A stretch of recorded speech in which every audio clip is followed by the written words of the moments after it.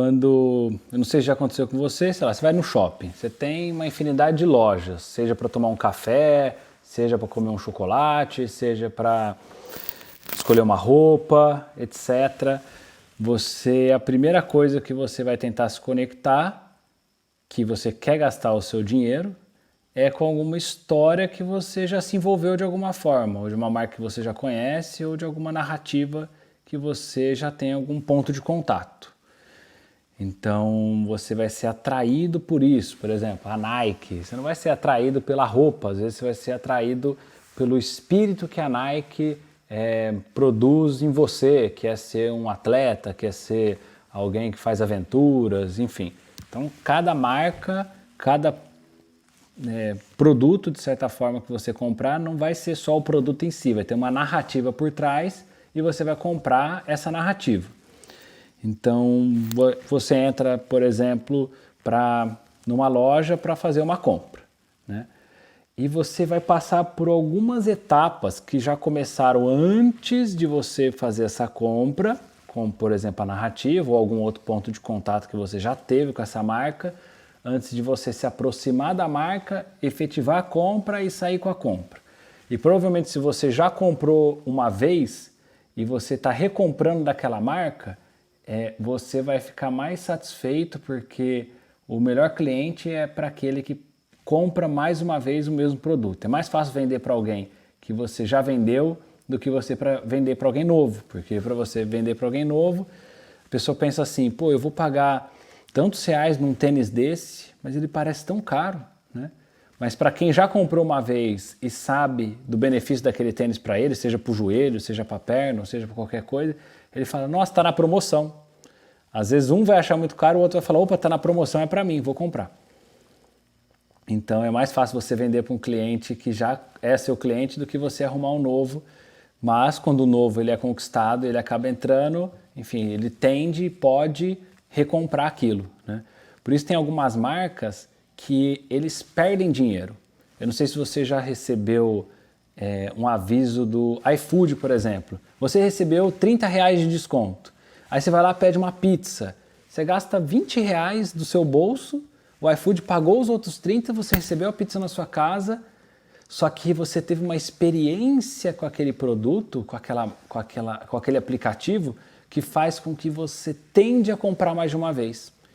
Então, às vezes ele perde dinheiro na primeira venda, e muitas vezes isso pode acontecer num anúncio, por exemplo, você perder dinheiro na primeira venda, mas depois, no ato da recompra daquele cliente, isso ser benéfico para a marca.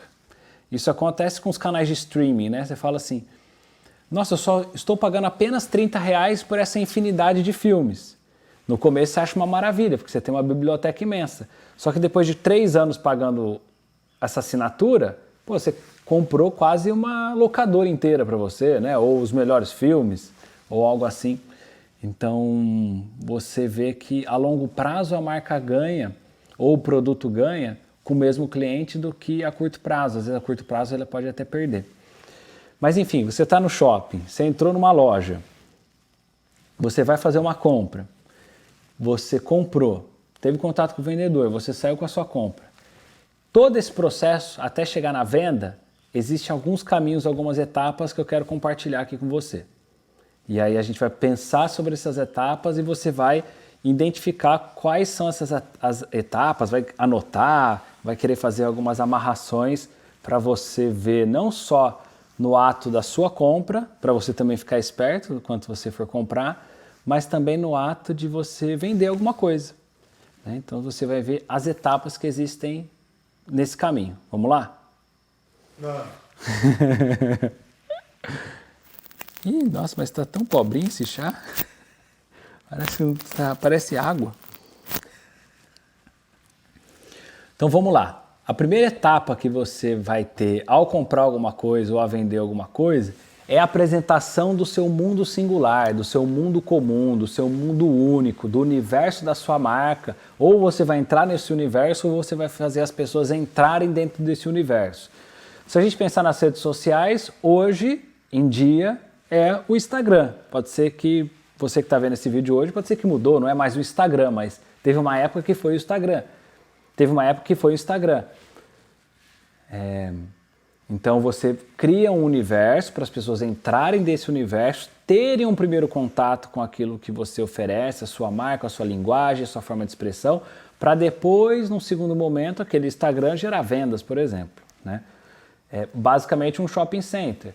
Teve uma época que o shopping center era o máximo que uma loja poderia estar. Hoje não é mais. Hoje a gente acredita que a internet traz mais resultado para uma marca do que para um shopping center, apesar de um não negar o outro, um não excluir o outro. Então, mas muitos anos atrás, antes da internet, o shopping center era o máximo do comércio. Antes do shopping center era você ter uma loja no calçadão da sua cidade. Ou seja, você tem um lugar.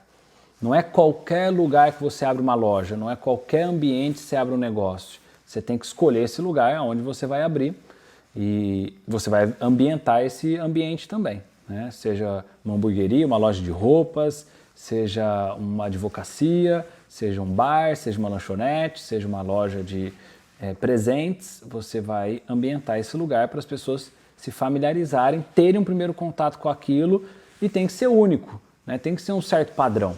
De certa forma, é igual o tipo de cabelo que você usa ou a roupa que você usa. Muitas vezes a gente acha que é inovador, mas as pessoas estão usando o cabelo dessa forma e você acaba usando o cabelo dessa forma, às vezes de uma maneira inconsciente, né? Então uma loja é a mesma coisa, às vezes não é tão inovador assim, porque não adianta você também abrir uma hamburgueria e só colocar plantas na frente, a não ser que seja uma linguagem da sua hamburgueria, né? Às vezes é mais interessante você colocar uma carne pendurada, algo que remeta à hamburgueria, um saco de farinha, pães pendurados, ou uma flecha aqui, hamburgueria aberta, por exemplo. Você tem que ter uma linguagem para comunicar aquele seu mundo comum, né?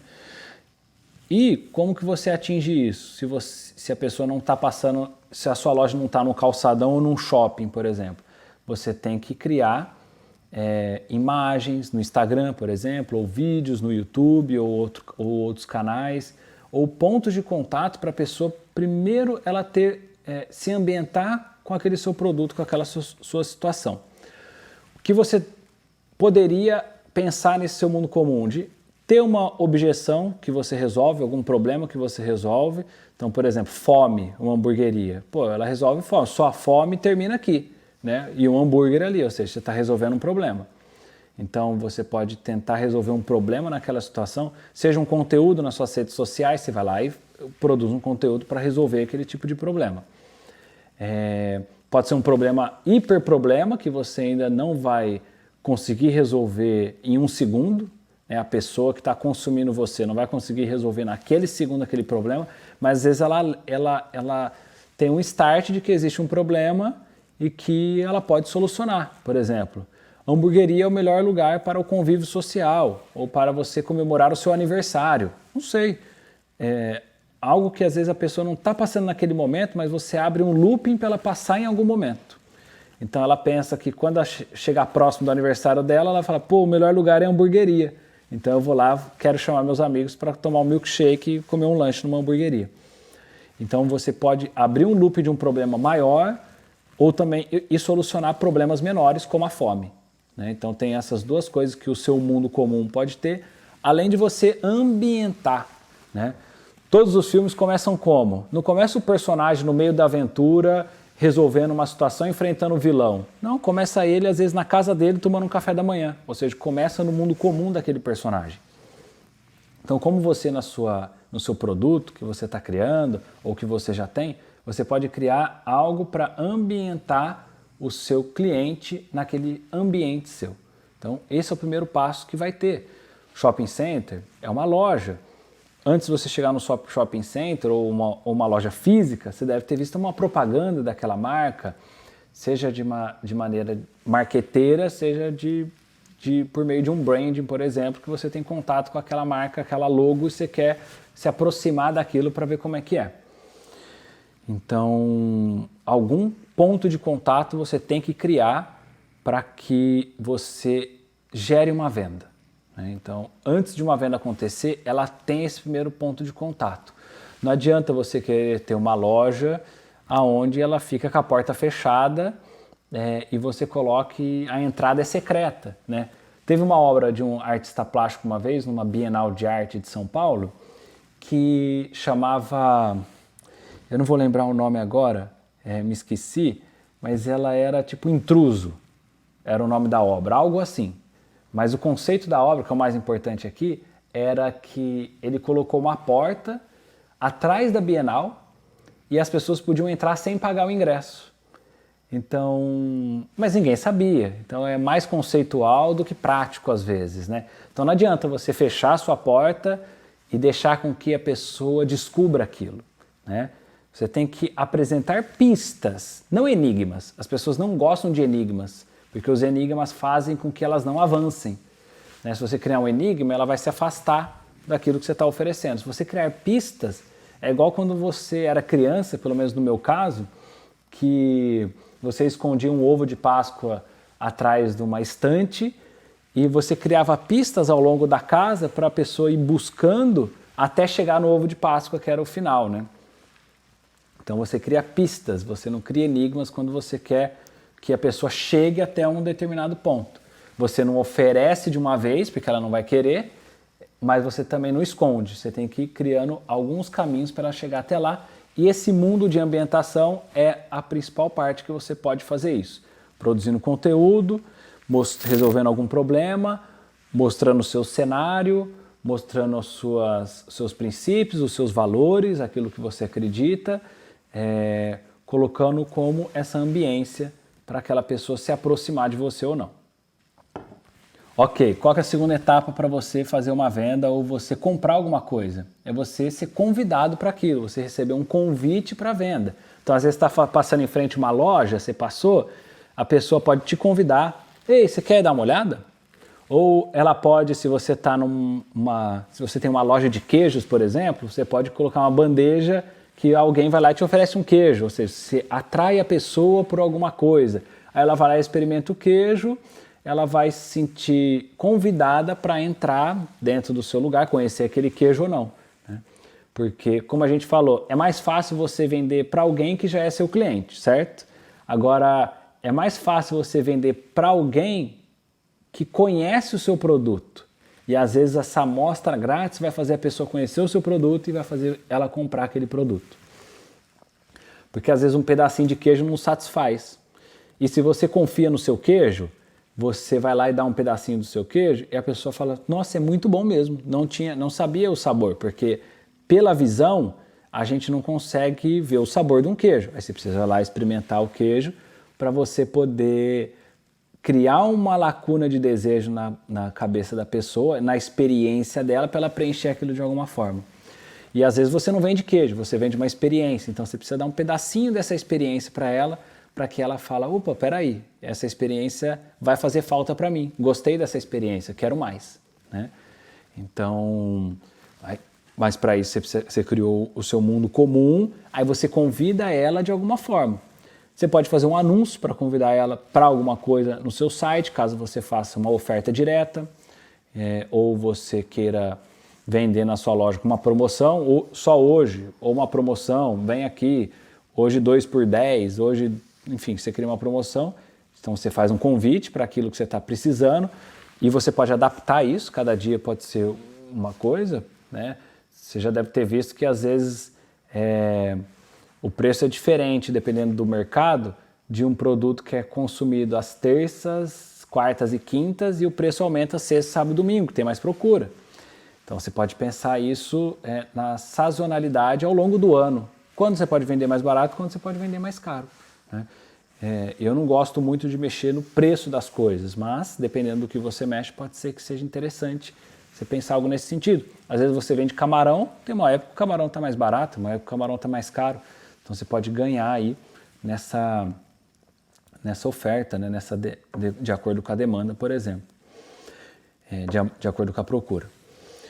Então você precisa convidar a pessoa, porque as pessoas esquecem de convidar. Tem gente, por exemplo, que tem redes sociais que fica produzindo conteúdo e esquece de convidar a pessoa para alguma coisa, para uma ação, seja para uma venda. Tem algumas coisas que eu gostaria que, por exemplo, alguém que faz malabares de rua estivesse vendo essa aula. Por quê? Às vezes você está no trânsito, vê uma pessoa fazendo malabarismo na rua, no semáforo, ela espera o sinal ficar verde para ela poder pedir uma gorjeta, por exemplo, daquele trabalho dela. Ou seja, ela não deixa um tempo para fazer o convite, não adianta só você fazer a sua arte. Você tem que aguardar, você tem que dar um tempo para você pedir também, né? Porque às vezes se você não pedir sobre o seu trabalho, a pessoa nem sabe que ela tem que comprar. Então, você tem que fazer uma oferta para ela, né? Você tem que ofertar alguma coisa, você tem que apresentar essa oferta. Não adianta deixar escondido, achar que ela vai imaginar que você tem um combo que vende Y, Z ou H. Você tem que ofertar isso para ela, apresentar para ela. Ó, tem isso. Ó, hoje não está no cardápio, mas tem isso também. Ó, a gente não está oferecendo isso, mas hoje a promoção é essa. Então, isso pode ser fisicamente, isso pode ser presencialmente, isso pode ser fazendo um anúncio, um banner, um cartaz, alguma coisa. Oferte, né? A oferta era importante, você só comprou alguma coisa porque isso foi ofertado para você. E às vezes esse convite não precisa ser só para produto, pode ser para um evento. Pode ser algo gratuito que ela pode participar. A venda não precisa ser agora imediata, ela pode vir depois. E ela não precisa só comprar um produto físico, ela pode também comprar uma ideia. Ela pode, por exemplo, ter um projeto hoje em dia na internet, já faz um tempo, mas talvez você está vendo esse vídeo não exista mais, mas que existiu e isso vai continuar existindo, só que às vezes com outro nome. Chama Catarse. Ou seja, você paga por uma ideia. Às vezes aquele produto nem existe ainda, né? Ou às vezes aquele filme, ou às vezes aquele livro, ou às vezes aquela ideia mesmo de algum conceito, às vezes uma maquete, às vezes algum projeto, ela nem existe, você paga por aquela ideia e ela um dia vai existir e você vai ter uma partezinha dela, né? Existe um conceito que são geralmente isso acontece em lugares turísticos, que são apartamentos compartilhados, que você compra para usar uma vez por ano. Você não compra para sempre, todos os dias. Você compra para usar uma vez por ano. Você compra uma parcela daquilo e muitas vezes você compra na planta, ou seja, aquela ideia que ainda nem existe, que vai existir um dia. Então, às vezes a sua ideia não está pronta, mas você pode vender o conceito dela. Você pode vender a ideia para você poder executar ela um dia. Nem todo mundo precisa matar a fome agora. Às vezes você pode vender um combo que aparentemente ele parece que é só para consumo imediato, como um lanche que ele estraga se você demorar, mas você pode vender um plano de assinaturas para a pessoa consumir ao longo de um ano, né? Às vezes uma pizzaria, ela pode vender isso ao longo de um ano, por exemplo, e aí a pessoa paga uma parcela menor e às vezes ela nem sempre usa aquilo, né? Isso que é louco, né? Às vezes você vende mais barato, mas ela também não usou tudo, né? Então, às vezes você ganha a mesma coisa, por exemplo, só que você vendeu antecipadamente. E aí tem uma coisa que as pessoas não se preparam para isso, que eu chamo de a terceira etapa da venda, que é a recusa da venda. Nem sempre a pessoa entra numa loja, ela quer comprar. Nem sempre ela entra num site para comprar. Nem sempre ela liga numa pizzaria ou ela entra numa pizzaria para comprar.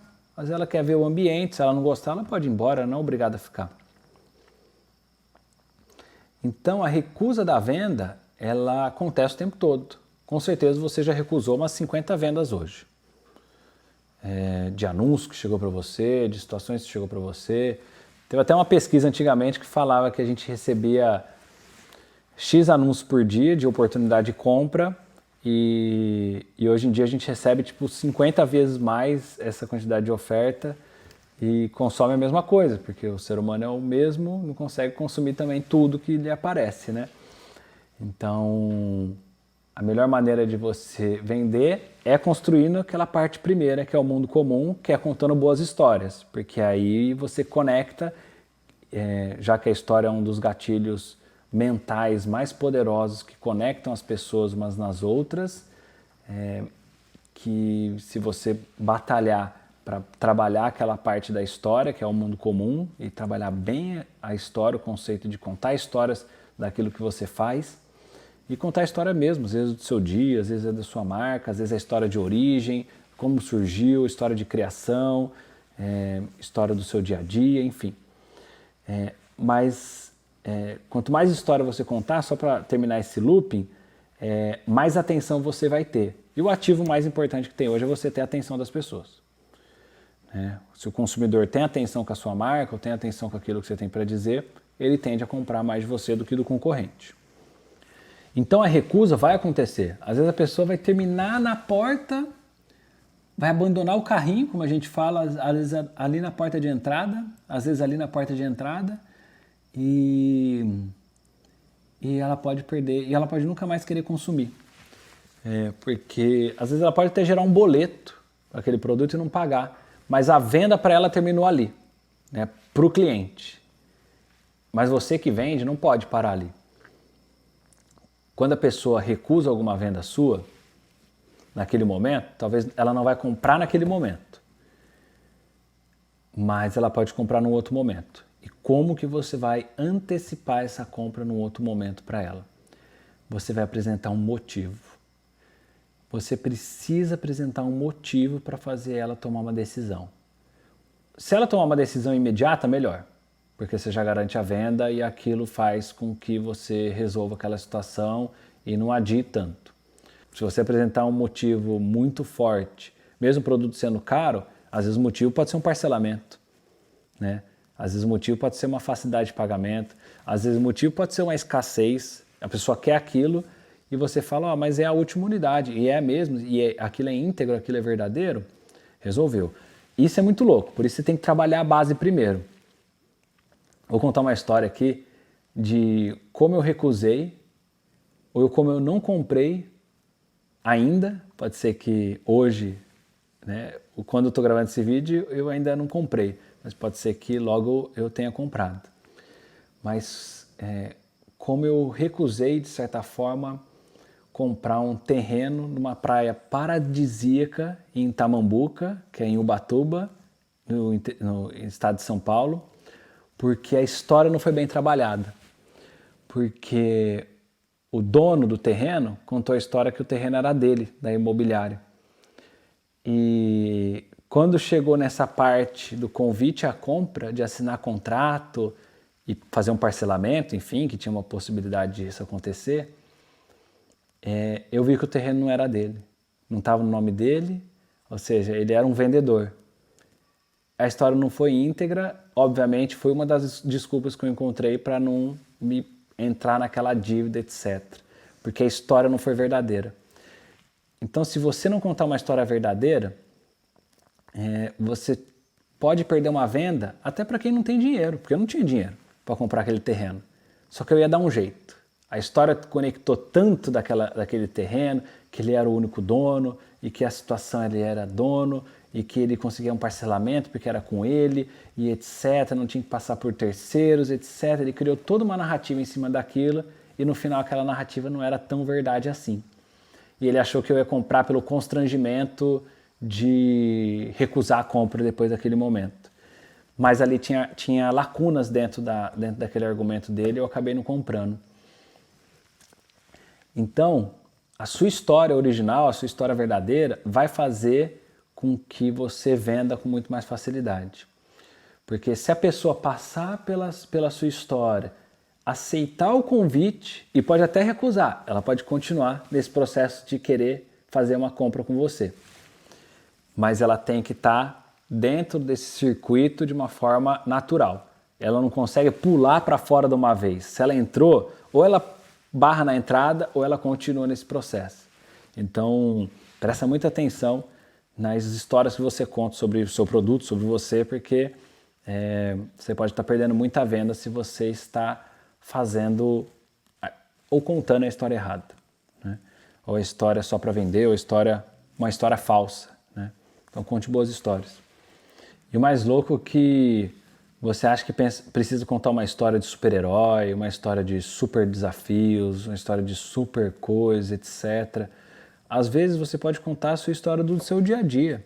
Hoje foi difícil acordar, né? E é mais um dia de batalha para estar aqui trabalhando, fazendo isso e aquilo, né? Você vai ter que se enxergar.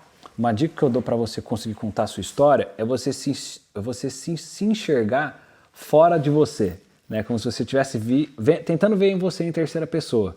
Por exemplo, se eu estivesse me vendo aqui em terceira pessoa, eu ia falar: pô, que massa, tem um sistema de luz aqui, tem um computador massa, tem um chá aqui do meu lado, tem uma roupa legal, tem um óculos, eu estou articulando. Então, pô, eu vou criar uma narrativa de que tem alguém gravando um produto com uma certa tipo de energia para alimentar outras energias e isso poder circular e poder rodar, né?